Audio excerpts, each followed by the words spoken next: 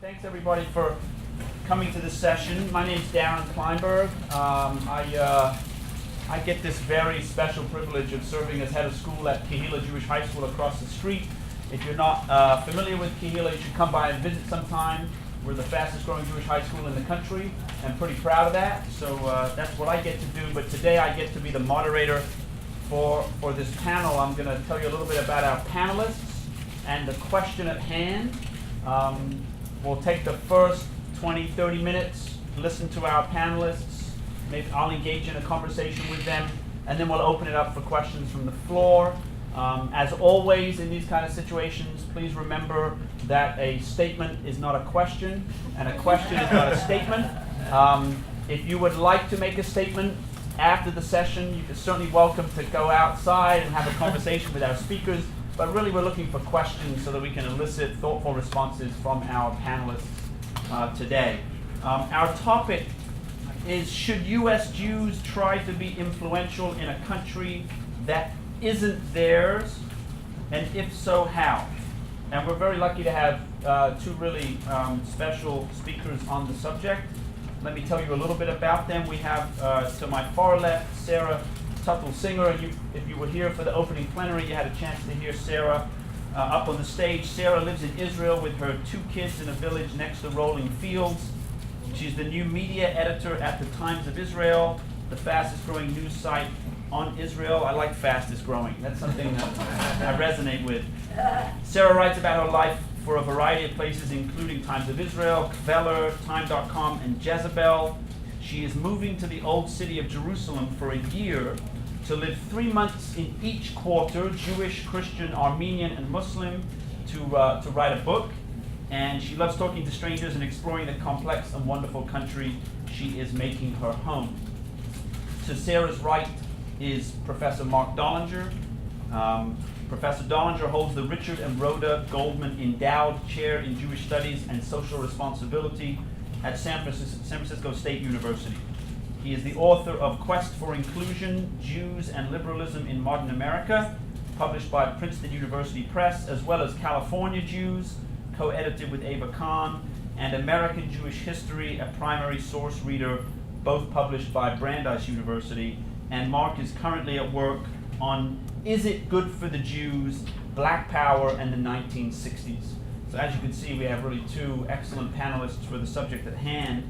And maybe I'll just start by raising some questions about the question, and then I'll turn it over to our panelists to address. So the question was, should U.S. Jews try to be influential in a country that isn't theirs? I keep on using air quotes because that's what it says in the program. It isn't theirs, and if so, how? And so some of the questions that question raises for me are, which U.S. Jews are we talking about? Is it lay U.S. Jews? Is it U.S. Jews that have positions of power and authority? Young, old, male, female? Which segment of the American Jewish community are we referring to? What does it mean that Israel isn't theirs? I'd love us to think about that question. And what might it mean to be influential as a U.S. Jew relative to Israel?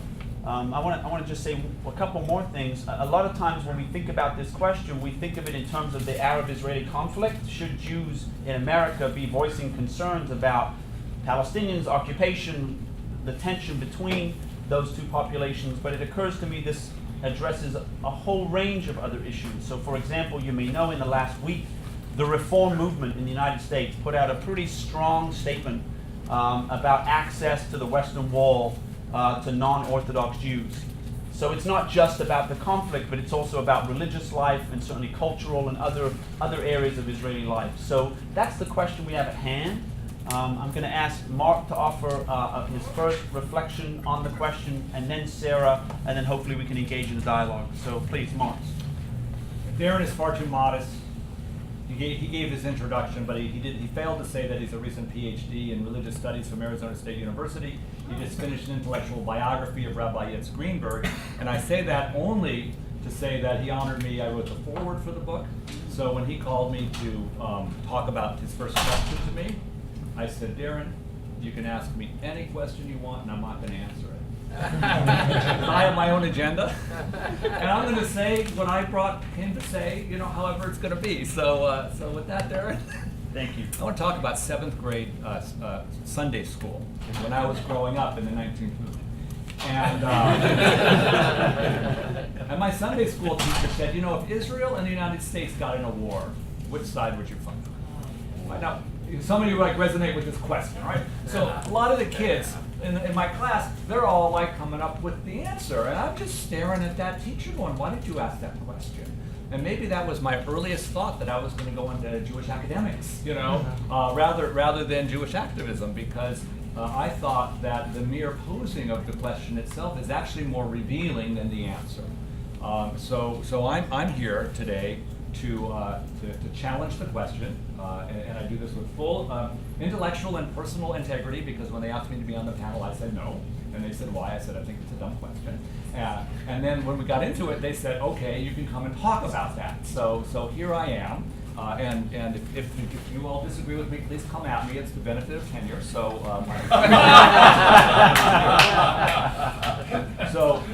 here's my theme and my thesis.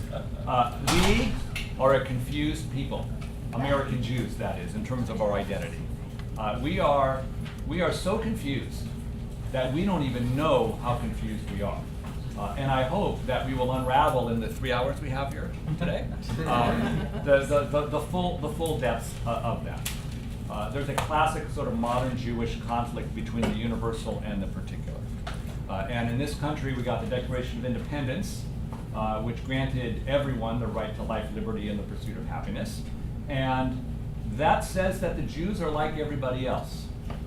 So we were born in this country literally on its first day with the notion that we are not different from other Americans, and the extent to which that's going to inform our Zionism and our politics, we start there.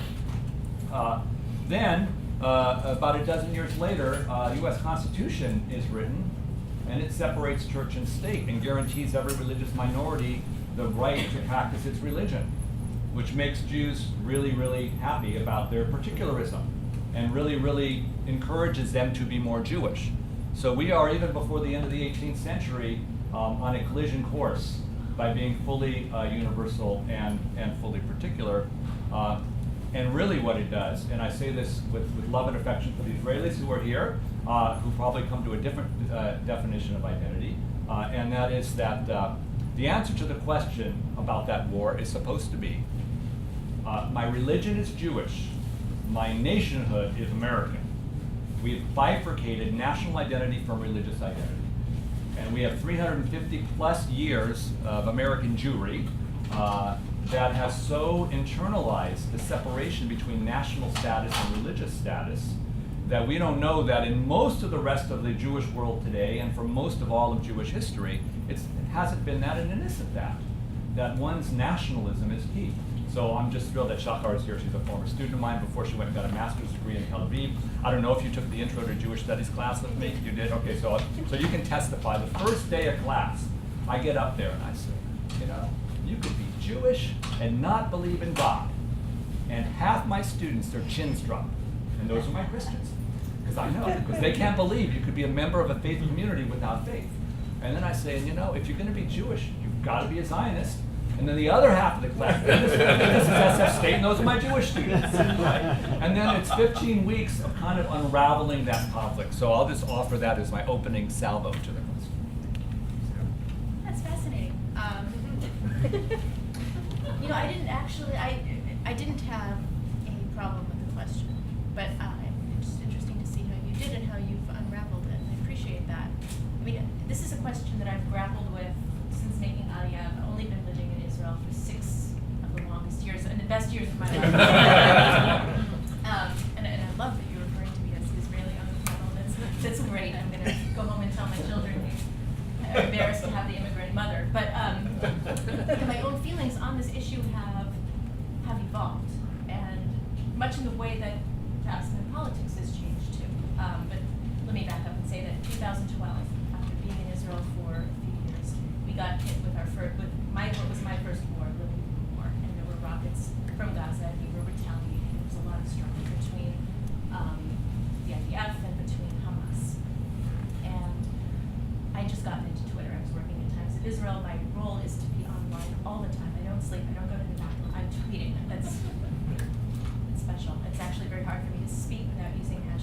by the way, remember the hashtag for this event is Zionism 3.0. Okay, so during this time, there was a lot of pushback from members of my own synagogue from the way I had been raised in California in a wonderful, loving Tikkun Olam based synagogue, Temple Akiva, over in Culver City. And people were really struggling to understand how there could be such a disparity in the numbers between the Israeli casualties and Palestinian casualties. And I remember struggling with that too, but also feeling the sense of, my house is on the line. How dare you judge what it's like to be an Israeli when you've actually never been to Israel? Let alone you're not the one running to the bomb shelter or throwing your children down on the ground and covering their bodies with your own. That was actually the summer, a few summers later, and my dad was there. My dad's in the audience. And I remember that was the first real experience of dodging rocket fire. A rocket landed outside the bedroom window. We were in the shelter when it happened, but we hadn't, I don't know what would happen. So I remember then feeling this frustration when American Jewish community would say how they were feeling. And I remember thinking to myself, yes, but again, you're not in Israel, you're not living it. Then Prime Minister Netanyahu decides that he's going to come address Congress. And at that point, I'd been in Israel long enough to have formulated an opinion about politics. Now, as someone representing Times of Israel, I will not give a clear statement on how I feel, but you can probably read in my voice and in my next few comments about how I feel about the Prime Minister and the current administration. So when Prime Minister Netanyahu insists, bulldozes his way into Congress, again, I'm not saying how I feel about it. Even though the President of the United States, even though so much of the Jewish community is saying, please don't come, he said, I'm coming because he didn't say I represent Israel, he said, I represent the Jewish people. I'm the Prime Minister of the Jewish people. Well, hell, if that's the case, then all of you, any Jewish person in the world, has a say in Israel. And lately, the conversation that's been coming out of America is one that's still engaging with Israel, is one I'm incredibly grateful for, because I do understand the fatigue that many American Jews from my own community, my own reform, progressive Jewish community has been feeling. And so the fact that you're here and pushing back is something that's really important and very relevant. Will it change Israel? I don't know. There is also the idea that Israeli Judaism is native to different realities and to living under rocket fire, to living in the Middle East. A colleague of mine said recently, so finally, at the end of the day, Israel itself has become a Middle Eastern country. So that is part of the disparity between our communities, and yet I think that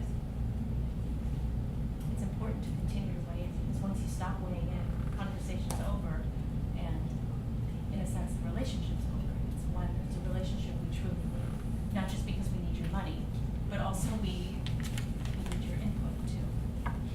So that's how I'm feeling about the topic. So earlier today, I don't know if folks were there when Yehuda Kurtzer spoke. He told a very interesting anecdote about David Ben-Gurion, the first Prime Minister of Israel, talking to an American diplomat, politician. I don't remember the detail, but essentially his point was that at a certain moment, the Israeli Jewish community and the American Jewish community essentially took two separate paths. So maybe to take the question in the other direction. Jewish community. So again? Head of the American Jewish community. Thank you. So to take the question in the other direction, if Yehuda is right,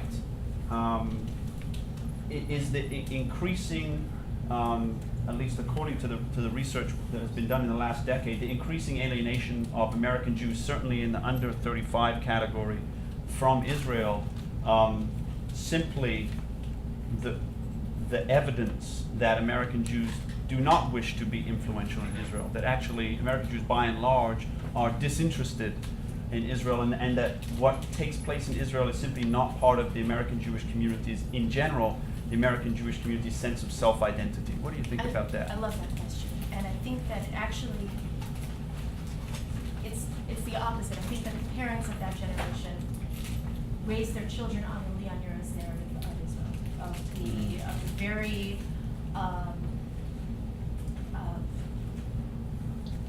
of the David and finally winning and becoming its own state, and the idea that we were a persecuted people that had to fight tooth and nail against an enemy that wanted to destroy us. But it also then there's that idea that the enemy wasn't even there, that there were no Arabs, that we just came to this barren land and then suddenly the armies invaded, and that wasn't the case. And so I think that I can speak from my own experience of being confronted with a different narrative when I went to, of course, UC Berkeley in the year 2000. Same 2 weeks before Ariel Sharon ascends the Temple Mount and all hell breaks loose with the Second Intifada. And I was confronted with this different narrative, the narrative of the Nakba, not just the narrative of Yom HaAtzmaut and the celebration of our independence and our strength. And I checked out of the conversation. I seriously, I couldn't handle it. I used to be a founding member of the Israel Action Committee, and within a year, I couldn't take the poison, the toxicity on campus, because I just didn't have a way of arguing back against what JP was saying. It was so painful and so brutal. And I think that one of our responsibilities now, and I'm a mom, I have two kids, a 6.5-year-old and an 8-year-old, is to be able to hold both these narratives in my hands and show them both. Look, we're Israeli at the end of the day. My kids and I are Israeli. My kids are going to be in the army one day. God willing, there won't be a need for an army, but we know that there probably will. And I'll be the mother of 2 soldiers, but I want them to have grown up knowing the other side, so that when they come to college campuses as like on the Shlichut, where they're meeting representatives from Berkeley, Stanford, UCLA, they'll be able to confront the other side because they already know it, and they can say, yes, that's true, and yes, that was terrible. Here's our side, and here's why the two can coexist as 2 narratives in one, bigger understanding. I have been told we need to use the microphone. I can shout. I'd like to challenge the question, Dr. Rabbi. The conversation you referenced from Yehuda this morning was a famed 1950 exchange between Joseph Proskauer of the American Jewish Committee and Ben Gurion. And this part of the story ahead of it is that the American Jewish Committee remained ambivalent and non-Zionist through the war and even after the war, and they're trying to strike a deal to get sort of the last of the major national Jewish organizations to publicly support the newly found state of Israel. So the deal was Proskauer goes to Jerusalem. He gives a speech, and in the speech he proclaims, we're going to support you as long as you don't demand that we come there. And then Ben Gurion's going to get up there and say, okay, and then the checks will fly.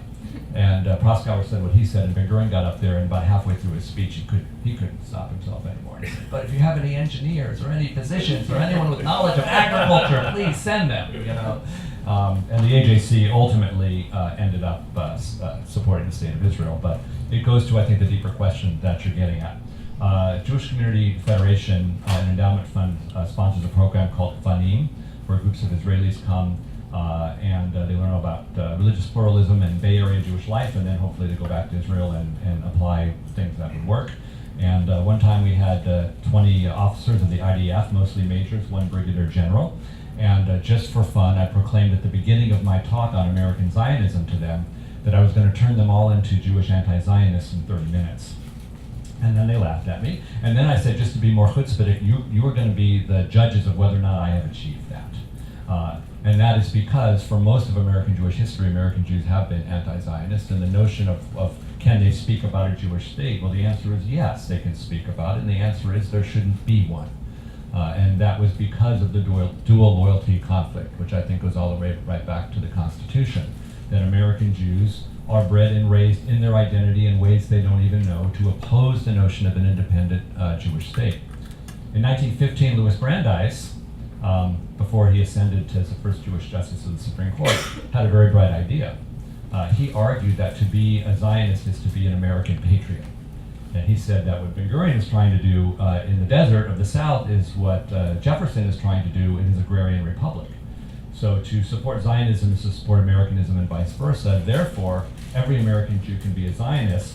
And amazingly, as soon as he said this in 1915, the numbers of American Jews now speaking about Israel in a positive way skyrocket, except there's one little piece of it. You don't have to make Aliyah. And it was a fundamental redefinition. So what we've had actually are two definitions of even what it means to be an American Jew related to speaking about Israel, where almost all of us in the room would be anti-Zionists on the 19th century definition because we're sitting in Palo Alto, and we're not here with a plane ticket, to go back again.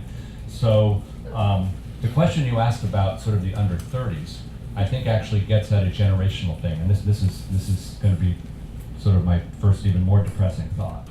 And that is that American Jews in the 19-teens or 1950s, when Proskauer went to Jerusalem, would not have spoken about Israel because they didn't know. And they didn't know because they're raised in this culture, and this culture told them to divorce themselves from Jewish nationalism. The problem with the millennial crowd now is that they do know, and they don't care. There's actually a substantial change which has occurred in the last few generations. So even though the result is American Jews are not going to be criticizing Israel, it's coming from entirely different places. So it occurs to me, you gave the example of Gvanim, which is an amazing program funded by the Federation here in San Francisco, that whether we think U.S. Jews should be influential in Israel or not, the fact is that the American Jewish community exerts a great deal of influence, whether it be through AIPAC, the New Israel Fund, J Street, programs like Gvanim. You can pick your program. The American Jewish community, at least on the establishment level, has answered this question for itself. So if I can now ask the opposite question to my last one, is the American Jewish community being influential enough? Is there more the American Jewish community should be doing to try to effectuate significant change, not only within Israel when it comes to social justice and social welfare, cultural programs, but even on the question of peace and security? Is it possible that the American Jewish community should do even more to try to influence that reality? It's a great question, and I think the key is that American Jews should come to Israel and visit. You don't need to make aliyah, but come see what it's like. And how many of you actually have been to Israel? Great. Okay. All right. Well, keep coming and buy our products and give us money. But come see what's going on. Come hear the different conversations that are happening on the bus from Ramla to Jerusalem, or what kind of interactions happen in the shuk. Get a sense of who we are, and then I think that will encourage different kinds of very organic, authentic involvement. Now, you asked a very interesting question about whether people should be more involved, but the American Jewish community is split. And there's, you have AIPAC, and the New Israel Fund, and they're very different. And so, with my own politics, which we're not discussing, there's certain groups that I wish were more involved, and they're doing as much as they can, but I wish they had more funding, and I wish that they could keep promoting the discussions around shared society and around coexistence. And notice I'm not talking about peace, I'm talking really about mutual respect, mutual understanding. So I think it's important then to define what you mean by that sort of support. And I think I'm going to actually hand the mic over to you. I actually think this is all about the Southern Baptists, Of course it is. Always about Southern kids. who are incredibly Zionist, it turns out, much to the chagrin of American Jews and American Jewish Zionists, who are really, really nervous about why it is that a fundamentalist Christian group that thinks that they're going to burn in hell someday is supporting the Jewish state. So I happen to be on some kind of keynote at the Brandeis Bardeen Institute in LA, and we're all debating this, and it's like it's an adult retreat, and we're all really, really nervous and really anxious, and then the one Israeli who's in the group stands up and says, "I'll take their support now and worry about Armageddon later." And that demonstrated to me dilute mentality, right? And that is really the identity conflict that American Jews have. That sure, we should criticize or compliment what's going on in Israel until it comes into our galut thinking about whether or not we actually should do that, either or as Americans or as Jews. And if we're going to take the universalist side of the Declaration of Independence, sure, you criticize Israel because you criticized South Africa back in the day, so why not? And if you're going to take the Constitution separation of church and state, no American Jew should be saying a word if they don't actually live there. and suffer the possible implications. And this is maybe Netanyahu's idea that he's representing the Jews instead of Israel in Congress, because that's a very offensive idea.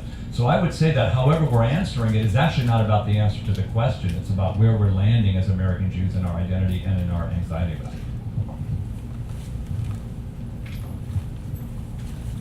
So maybe just to sharpen it, and then we'll open it up for some questions from the floor. So in recent years, the debate around peace and security has centered on a number of issues, but one of those issues has been the identity of Israel as a Jewish state. And for those of you that are familiar with the history, that's actually a fairly recent addition to the conversation about peace and security in Israel. And so it occurs to me that the more that the state of Israel lobbies to be recognized as a Jewish state, the more those who self-identify as Jews around the world are implicated in the behavior and actions of the state of Israel, whether positive or negative. I am mindful that we're just a few months away from the 50th anniversary of the '67 war, which is an anniversary that marks a number of events, but one of them, and maybe the most significant, will be the beginning of the occupation. And as I'm moderator, I don't have to take a position, but I'll offer it out there that as a country that is striving to be recognized as a Jewish state, and as an individual who strives to be recognized as a Jewish person, I wear a yarmulke in public all the time. In some ways, I feel I'm implicated in those actions, and so the question of whether or not we should try to be influential suddenly becomes existential, right? On a very personal level.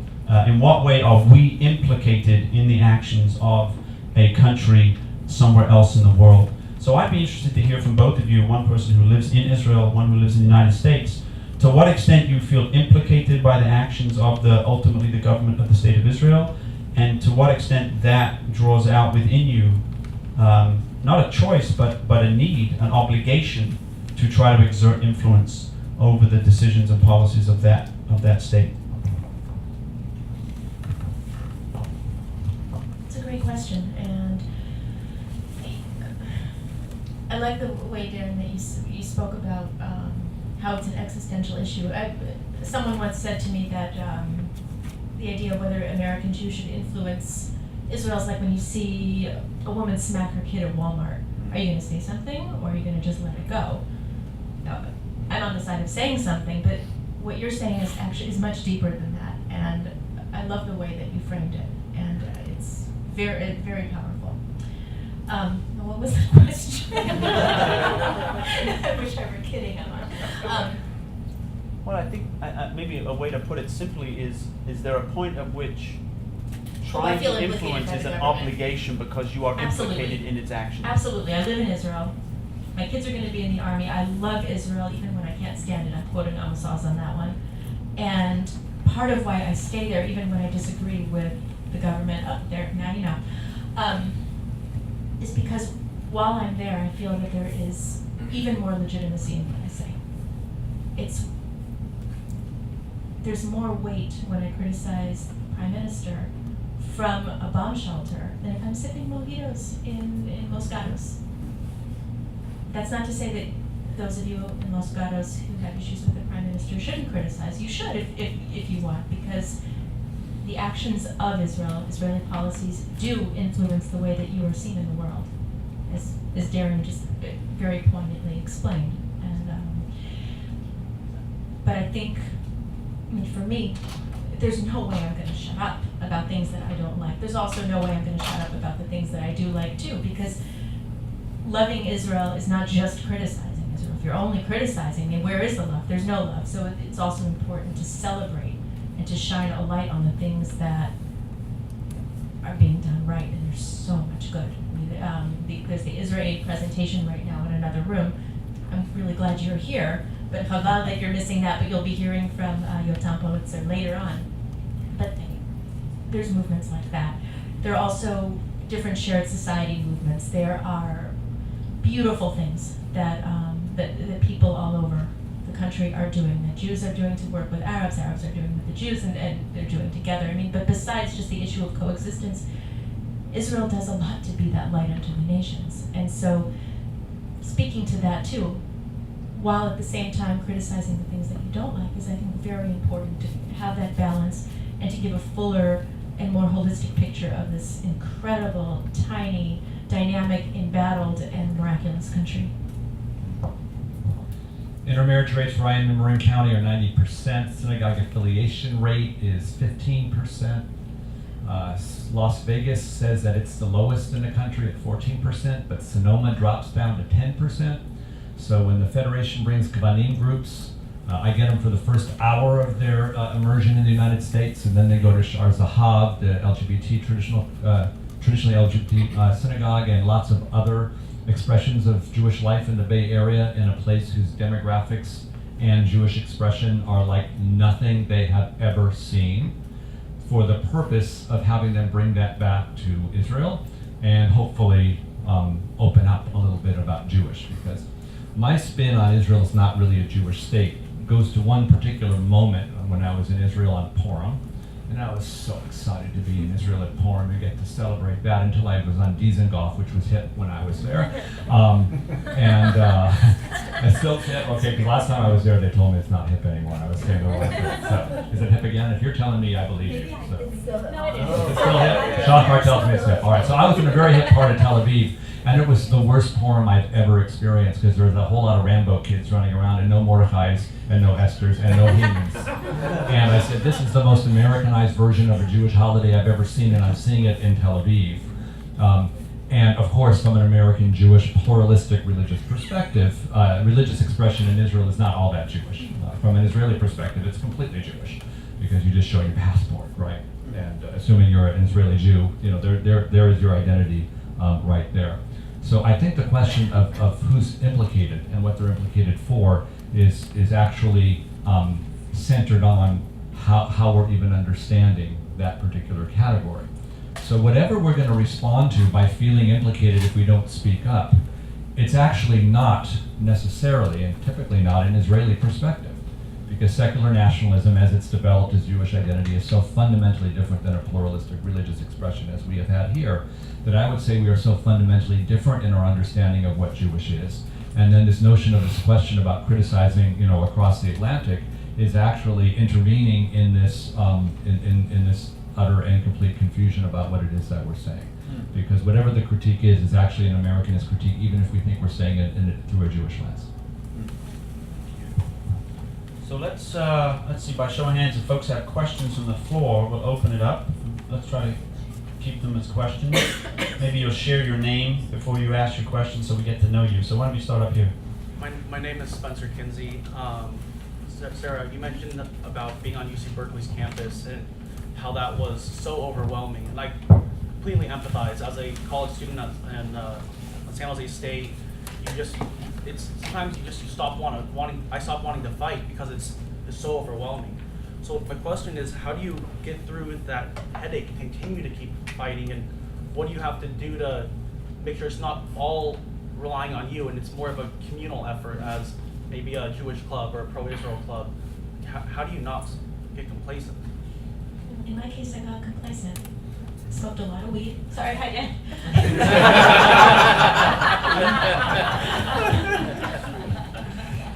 But the 3 years I was... local prop around.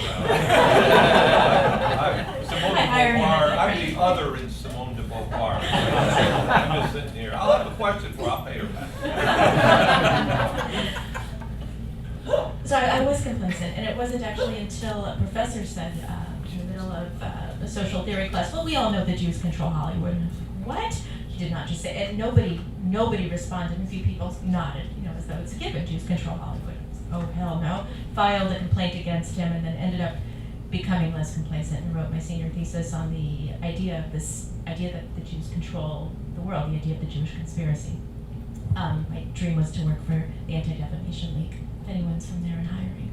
But I think, looking back on it, I wish I had been armed before going in with knowledge of the other side and knowledge of the other narrative, so that I wasn't just struck with the images, the photos that they were sharing, and the stories that they were sharing. I mean, there were people from Ramallah coming to campus who were talking about what they had experienced. And who am I to say to them that's not true? Because they had actually lived that.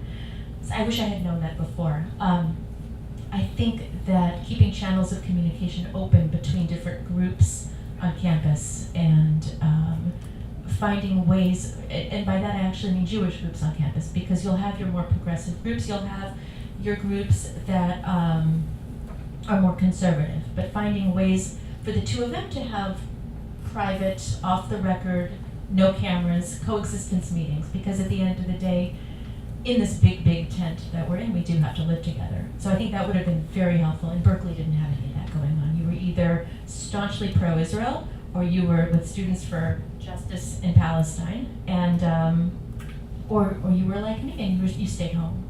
So I wish I had a better prescriptive suggestion, but that's what comes to mind. Thank you. And I'm not saying this just because Zach's in the room, but I am because just Zach's in the room. I give credit to APAC because I think they've gotten on to Sarah's message, and it's something that I've experienced as well. I absolutely echo everything that Sarah just said. A community rabbi, whom I shall not name, and this, who's in the Bay Area, came to me and said that he arrived in college and heard all of these counter narratives for the first time, and he was quite angry at his Jewish upbringing, that he had to hear it first there, and that he was totally unprepared to respond. So open it up, age 14, 15, like high school's probably pretty good, and smart kids, and they're getting smarter every year, and that is like the meaning of life years in terms of, speaking to the principle right here in terms of how it is that their brains are expanding and understanding, and as teenagers, speak truth. Back at you and to one another, and those are the years to put it out there. And when they get up to the college campus, they will engage however they will and whatever it will be. But I feel a whole lot better about it. Keep the mic. Another question. Yeah. Hi, my name is Mike Harris. Mark, we know each other. Sarah, we've met online in several groups. We've talked a lot today about Israel as a Jewish state. We've not talked a lot about Israel as a democratic state. And one of the things that happens from the American Jewish community is attempts to influence Israeli democracy. You have it on the left, most by pressure on the American government to take steps to pressure Israel. You also have people on the right side of the American Jewish community who put direct money into influencing Israeli elections. And I'd like each of you to comment on that phenomenon, and what do you think of it based on your knowledge of the American Jewish community, and how does it feel as an Israeli to see Americans who are not there, who don't have a stake in the game, not just engaged in the conversation, but working to directly influence the outcome of your elections? So the book I'm finishing right now is The Influence of Black Power on American Jewish Life. And in fact, I think your question is actually a Black Power question. Because what happened in the mid, and here's the thesis, in the mid-1960s, the sort of let's all get along and hold hands, Dr. Martin Luther King consensus broke down when black nationalists got really militant and anti-Semitic and began to profess that whites, and that meant, in that case, Jews in those years, for the most part, should be uninvolved. And the new idea of ethnic advocacy for every group, right? So the Latinos formed MECHA, American Indians formed AIM, they took over Alcatraz Island, in the late 60s. And the new standard for advocacy in an American democratic pluralistic way was in your own group interest. And that was contemporaneous with Vietnam. So now the notion that you're going to go into foreign policy coalesced with domestic policy. And it became the standard American response for whatever ethnic, racial, gender, or political constituency you were to lobby all you could in advance of that. And it's amazing the American Jewish response to the 6-Day War. And the Israeli response was profound for what it meant on an Israeli side, but Jewish leadership were stunned that so many American Jews were reacting so positively and so in such a Zionist way.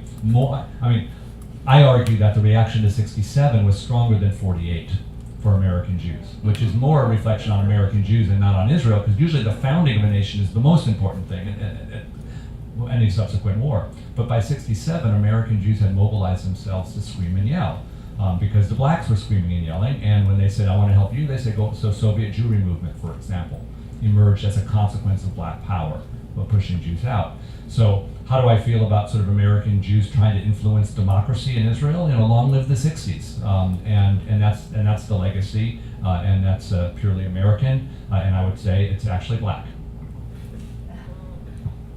That's a great answer. I also think the question can also be asked, should Israelis be trying to influence American elections? And I believe the Prime Minister endorsed Romney, or very closely did that. Very close, Yeah. very close. Yeah, I Very think close. the hug and the handshake was. So, if and I say that if Israel can't do that, then America certainly can too. And again, you know, when you say Americans influencing Israeli politics, and you're asking an Israeli with certain political views, you know, sure, you guys can influence our politics all you want. You guys please stay away. You know, it's that conundrum. And to me, it seems a fairly balanced conundrum that the Likud primaries when Netanyahu ran, and if I'm wrong on this, call me out. But I remember hearing that when Netanyahu ran to be the head of the Likud in the primaries, it was all foreign funded. It was all funded by, I believe, Americans who were giving private donations. If I'm wrong, tell me, and I will apologize.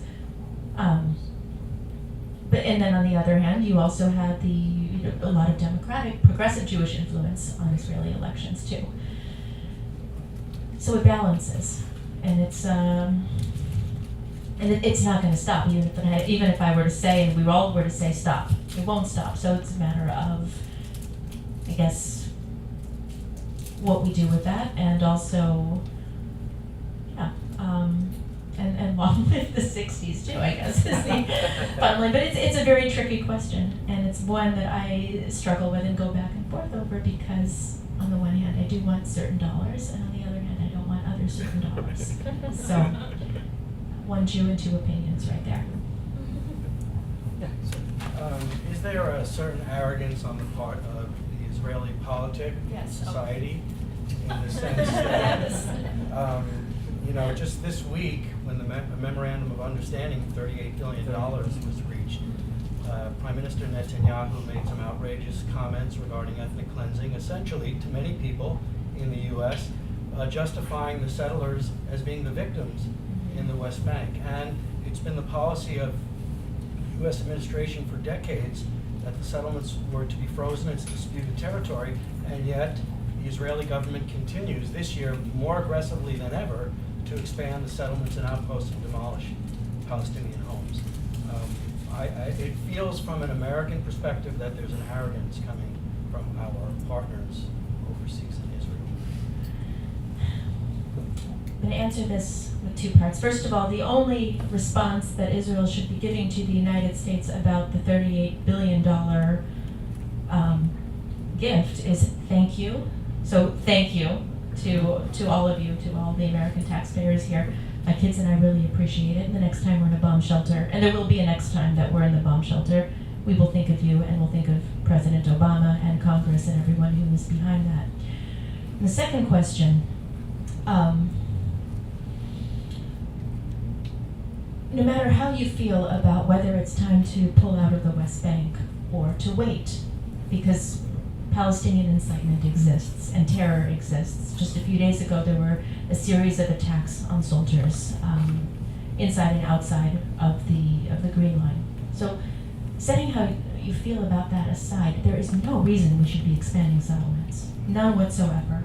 And if we say that we are committed to a two-state solution, as Prime Minister Netanyahu continues to say in English to American audiences, then why are we building settlements? We have settlements in place. I am not saying that we leave tomorrow and uproot hundreds of thousands of Jewish people and take our soldiers out of there, because it isn't safe. It really isn't safe to do that. But why do we continue to build? There's no reason in terms of security to have more people living in that area that we say we want to exchange for peace. There's no reason whatsoever, and it makes me so angry and so disheartened, because I want my kids to be safe. I want to be safe. I want every single one of you who visits Israel to be safe, and all of you who have family in Israel, I want them to be safe. But why are we building? Why do we continue to build? It makes no sense, and yet it makes a lot of sense, because the character of Israel is changing. And this is something that I struggle with, and one of the reasons why I stay, because again, I can't struggle with that in Los Gatos or Venice Beach or in Silver Lake or in Manhattan. I need to actually be there on the ground in order to see and to be able to as effectively criticize as I can.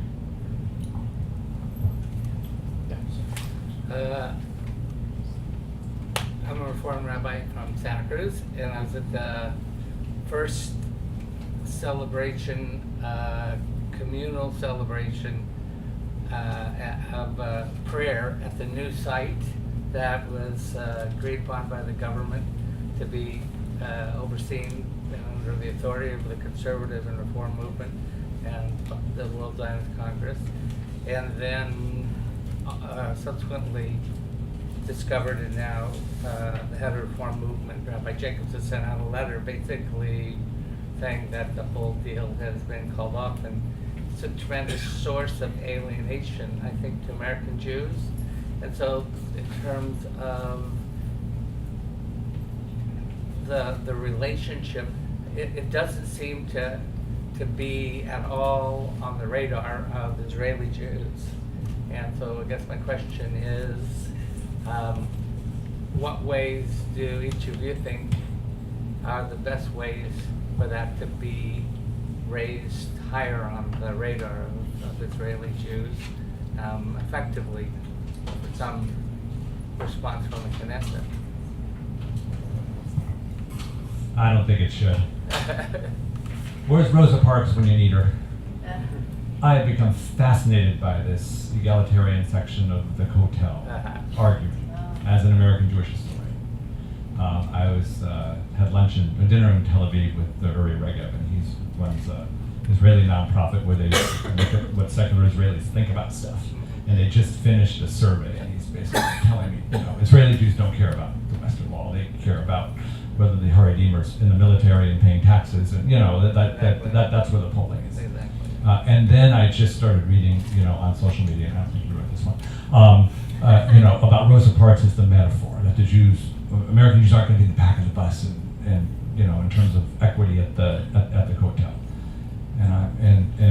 And I will tell you that I even toured it with Rabbi Jacobs. I happened to be there when they were having a big old meeting, and they invited me along, and I'm standing there going, maybe I'll channel my inner Sarah now, going, it was the board of the URJ.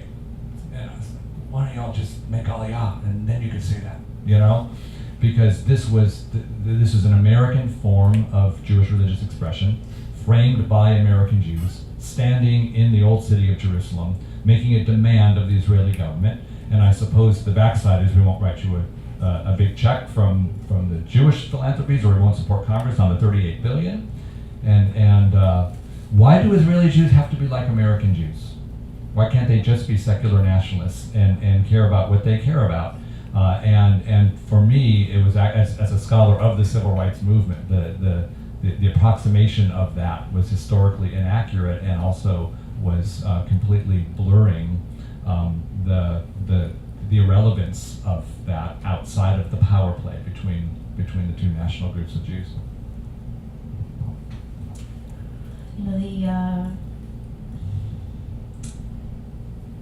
The issue speaks to it's an issue of equality, I think, and it's an important issue. I also like to think of this issue for American Jews as the gateway drug to progressive Judaism within Israel and to becoming more involved in progressive movements, in shared society movements. One of my concerns actually about this is that by drawing so much attention to the Western Wall, we're fetishizing it. And right now, especially as the Waqf and Palestinians and now the Jordanians are so sure that we want to change the status quo, by drawing even more attention to this wall from a traditionally progressive Jewish community, I wonder if that is actually helping to make to foment the discussion even more, if it's making things more challenging for Israel in a way. Now, do I want to pray wherever I want to pray? Absolutely. And I support Women of the Wall, and I think that they're doing very brave and very important things. But I like what Mark was saying about the differences in the Judaisms, in American Judaism, in Israeli Judaism. And one of the things, I'll be honest, that one of the things I actually miss while living in Israel is American Judaism. because for someone like me, I'm not Orthodox. I don't want to sit behind a mechitza, but I'm also not secular. I mean, I believe in God, which is a very daring statement to make if you're in Israel and maybe if you're in the Bay Area.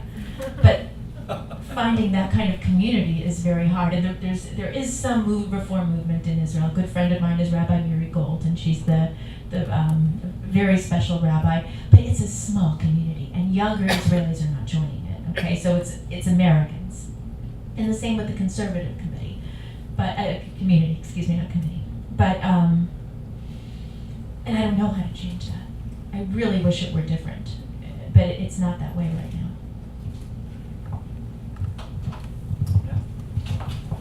I'm Rick Tuttle. I have the honor of someone just told me, namely my wife, to speak louder. That's a request for me. I'm Rick Tuttle. I'm Sarah Tuttle-Singer's father. And by the way, Professor, I'd love to take your courses sometime. With your permission, I'm going to come up here. Thank you. I appreciate it. What a great teacher. I can think of about 5 syllabi you could work from. I have two questions. I have a question which is grounded in the following 2 comments about the last 5 years.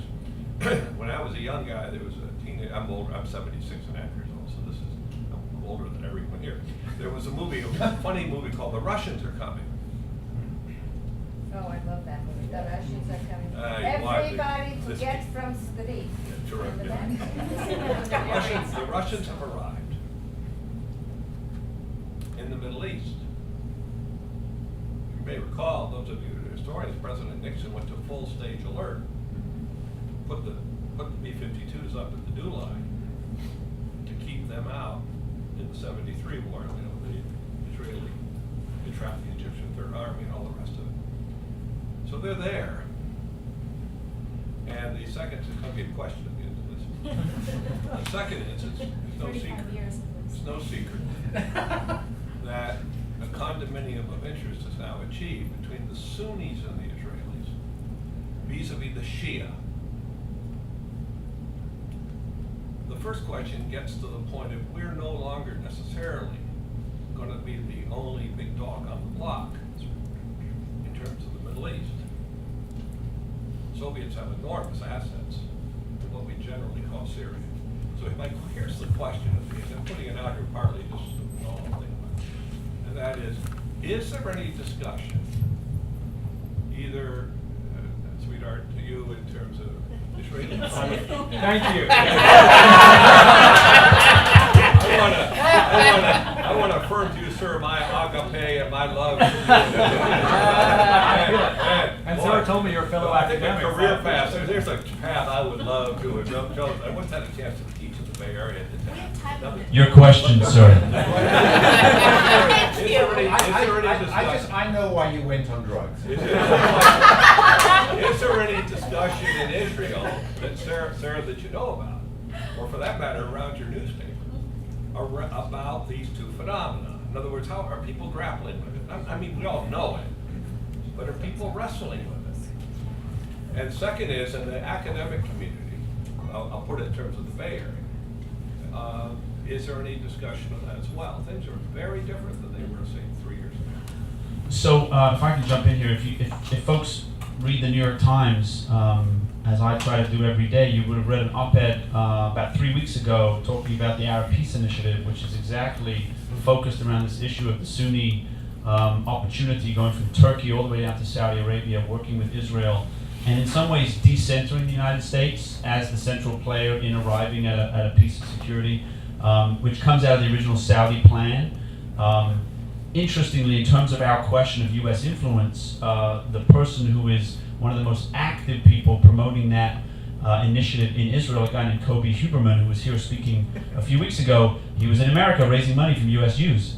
So even those initiatives that appear to decenter the American Jewish community or the American political community are still reliant heavily on the resources of the American Jewish community. And so the question for us is, what right does that give the American Jewish community then to influence those discussions, which is what in part our topic is here today. I don't know, Mark, if you want to add anything. I was just going to compliment Darren because we received an email from conference organizers that specifically said if there's a question that comes from the audience that's not about the specific topic that you're addressing, you have to not answer it. And I thought, oh no, because you're the one we have to actually answer, but now we can't answer it because it was off topic, and then Darren brought it right back on topic. Yeah. Good deal.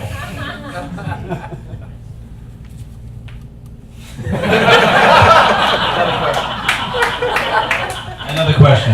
Yeah, please. I'll see you in 5 years, obviously. Going back to what we were discussing a little bit before this question, I also lived in Israel from 2011 till 2014, and was wondering if you could talk a little bit about some of the opposite experience, I guess, that I experienced while living there, which is that I found that a lot of secular Israelis very much identify solely with the Republican Party, and are convinced that's the only way to go, when fundamentally there are other parties besides the Republican Party that are very much interested in minority classes' interests in the United States. And for me, I found this to be quite interesting because they're in Israel, the Jews are the majority. So this concept of being the minority is something that they've never really crossed paths with, and I've sometimes found, like, around Shabbat dinner table conversations, the most honestly uninformed conversations from the other side, where they were like things that are not very true were discussed in terms of what is realistic about United States policy. And I was wondering, I'm not exactly sure what my question is. It's a little bit more of a statement, but if you've experienced that, and also what your thoughts are on that. So it's such a great question, and one of the speakers earlier said, maybe it was Yuda Kurtzer or maybe it was Daniel Gordis, and it's funny to get them confused, but I am. That Israel One's hasn't. bald, the other one has hair. Yes, oh, right. That's The glass, okay. We don't yet know how to be a majority power. And this is something that I see in comments in social media whenever someone talks about the importance of dialogue and coexistence. And there's a lot of fear behind that because we haven't actually wrapped our heads, and by we I mean Israelis, haven't wrapped our heads completely around the idea that we're very strong, that we have one of the strongest armies in the world, and certainly in the Middle East. Islamic State is afraid of us. I'm afraid of Islamic State, but they're afraid of the IDF, and good. And we're not going anywhere. We're an extremely strong country, a very, very strong and resilient people. But we haven't come to terms with that. And being a minority is lovely. And being the ruling power and having all that privilege is really, really hard. And so I think that's a big part of it. And I think also what we're seeing now, you're a little younger than I am. And so the people, when you're referring to the secular Israelis, I imagine you're referring to your own peer group? Honestly, I'm referring to more than just my peer group. Just a lot of mentality that coming from them having been the majority in their own country, where American Jews identify as a minority in their own country. Also, these people a lot of them came of age during the Second Intifada. And they're post-Rabin. Maybe they were babies when he was assassinated. But they grew up, over 1,000 people were killed just in a few years. And every time you get on a bus, you don't know if it's going to be your last time. You sit in a cafe and you pick a certain seat because if you sit too close to the front, the suicide bomber can get you. But if you sit too close to the windows, then if there's an explosion somewhere else, it's going to get you. And I can't imagine what that must be like. I wasn't in Israel during that time, and it must have been horrific. Were any of you there during that time? Nightmare, absolute nightmare, and that's got to do something, especially when you see your parents' faces when they're listening to the news. And every time, and Israel has this thing where every hour, a news broadcaster comes on and tells you all the bad things that have happened. And so it still goes on today, but living that way during the early aughts, the early 2000s, must have just been horrific, and I think that has done something to people aged sort of 17 to 30 who are much more hawkish in a way, because of what they've experienced. I think the question and Sarah's answer is at the very heart of the modern Jewish experience and Zionism in the state of Israel, which is Jewish power and powerlessness and how it's navigated. And it's not only its own day, it's like its own lifetime to figure out. So for my piece, any Yiddish speakers here? I'll speak freely. Oh, okay. And that is that Franklin D. Roosevelt earned 82% of the American Jewish vote in 1932. It was up to 90% in 1944, which led Tammany Hall Judge Jonah Goldstein to say, using the Yiddish, that American Jews lived in three Welten, in three worlds. Die Welt, this world, Jene Welt, the world to come, and Roosevelt. I appreciate the laughter because when I said it to Shahar's class, they stared at me. It was funny. In fact, one of my classes pleaded with me never to say that joke in public. I said it always gets a laugh, as you can see. So this notion that Jews shouldn't vote Republican is in fact an expression of Americanness, right? Which has been my thesis for today and for my career. That we think we're acting in Jewish ways when we're really acting through American identification. And that is to say, in this country, the Orthodox tend to vote Republican. Those from the former Soviet Union tend to vote Republican, and Israelis tend to support Republican candidates on issues around strength and power and powerlessness and perceptions of them. So the notion that there should be any singular Jewish political ideology, which is based on the prophetic mandate or whatever it is, has to go up against competing environments in which Jews act and interact. And then you put all that together, and it turns out we're not all voting for FDR. So we're going to take two more questions right here, and then give you a chance to take a little break. So go ahead. Along those lines, getting back to the comparison of 1948 versus the present, it seems to me that there were a lot of other issues American Jews had to deal with in 1948. You know, Father Kaufman was doing his thing, and there were a lot of anti-Semitic pressures. In some ways, some would say that your experience at Berkeley is the reflection of that nowadays, encountering all this anti-Israel sentiment on campus. So my question is, when American Jews are on the defensive, how is it different when historically it was more about anti-Semitism straight up, you can't be a member of this country club, as opposed to anti-Semitism with respect to Israel sometimes, which is necessarily at arm's length because, as you said in the beginning, we are in a voluntary diaspora, we're not making Aliyah. So how does that change the mentality? This is about relationship to power. And Coughlin, who was an anti-Semite in the 1930s and was the low point of anti-Semitism in this country, related to anti-Israelism, anti-Zionism, anti-Semitism, the college campus and the debate now. American Jews tend to like to equate similar words said in different times as the same threat. In other words, are we back in Germany in 1938? That tends to come up a lot. And in fact, it's the difference between prejudice and discrimination. One can say any words one wants out of one's mouth and be prejudicial. In order to discriminate based upon those words, they have to have access to power. So for me, I locate Jewish power, Jewish access to power, against whatever words are saying. So if a random person walking down the street who clearly has an undiagnosed or untreated mental illness is saying something about the Jews and controlling the world, I'm going to continue to walk. But if Barack Obama says it in the State of the Union, I'm going to be profoundly afraid, even though the words are the same.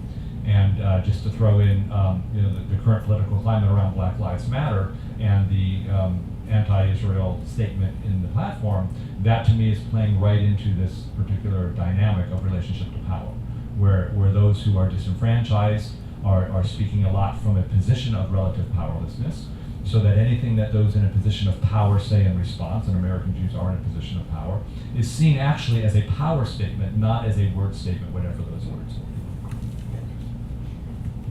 Very interesting. It's a tricky one because people then couch their anti-Semitism behind these words and, we don't have a problem with you Jews. First of all, if you hear the expression you Jews, it means they do have a problem with you and they actually hate you. But no, it's just Israel. There's a professor, I think he really is now a professor, Hatem Bazian. Has anyone ever heard that special name? Okay. So former student body president. He's only an instructor, he's not tenured. That is the best news Yes. I've heard in There a you long go. Thank you. All I'm right. gonna make you It's that. worth it. I'm done. Okay.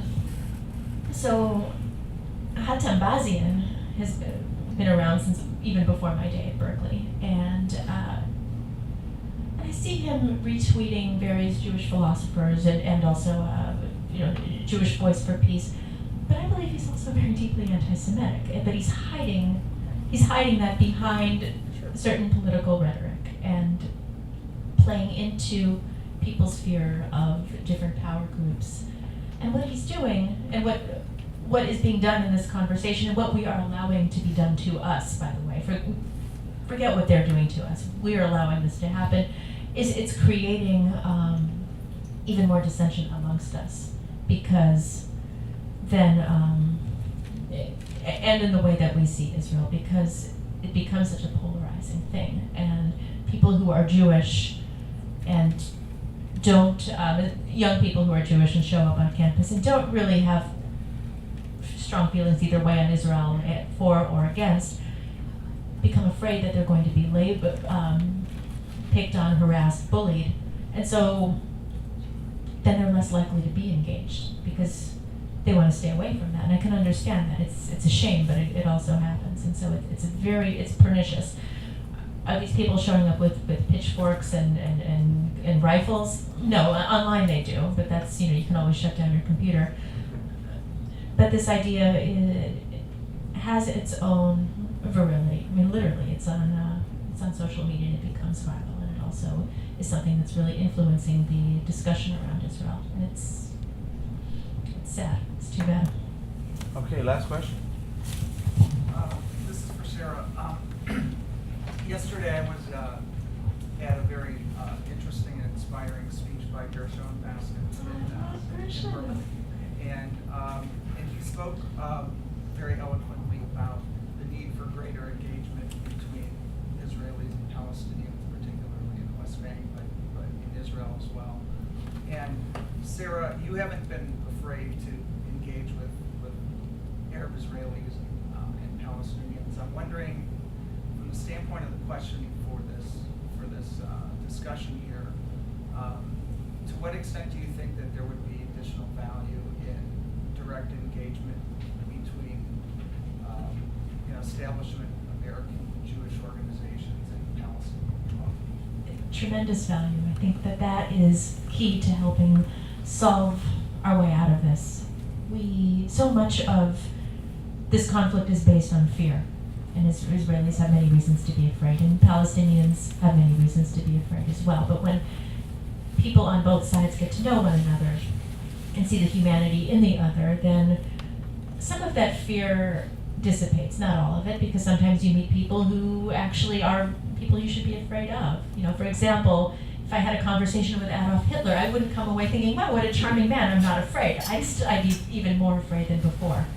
But with the Israeli-Palestinian conflict, when people on either side, and if the American Jewish establishment is able to meet with Palestinian leadership and lay people to hear their concerns and hopefully be heard too, I think that a lot of the fear factor would dissipate. And when you're not afraid, you're less likely to hate. Now, again, let's go back to the issue of power and privilege. Jewish people in this conflict have more power and more privilege than the Palestinians. So it's on us to make the first moves. It's on Israel to take the first very courageous, very big step and reach out. It's not on the Palestinians to make those courageous steps because they're being occupied. You can't expect them to reach up when it's a lot easier for us to reach down to help. And that goes for the American Jewish establishment too. And I hope that there will be brave decisions in these groups to help build these bridges. But it'll have to come from the American Jewish side first. Well, folks, I think you'll join me in thanking our panelists, Mark Ballinger, Sarah Tuttle-singer. I think the next session begins at 4:30, so you have some time, so you can come up and have a chat or go grab a drink or something to eat. And thank you for being here today.